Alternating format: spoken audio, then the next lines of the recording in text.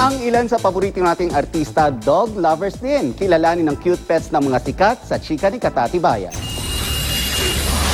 Sexy and pretty si Lovie Poe sa mga picture kasama ang kanyang alagang Maltese na si Senyorito.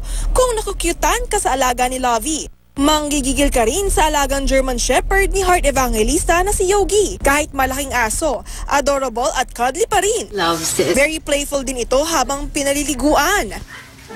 Hi, Yogi. Maging ang kaibigan ni Heart na si Lovie, kinagigiliwan din si Yogi.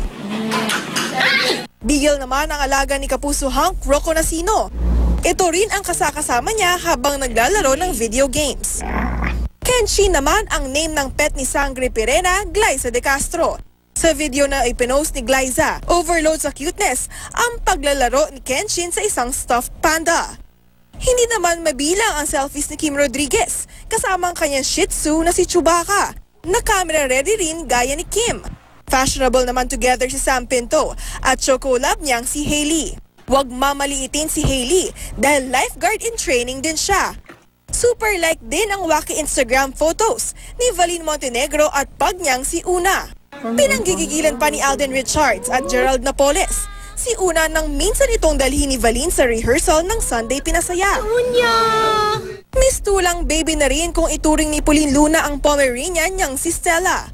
Puno rin ng selfies nila ang Instagram account ni Pauline. Siyempre, hindi mawawala si Bossing. Certified animal lover din ang Because of You star na si Carla Bellana.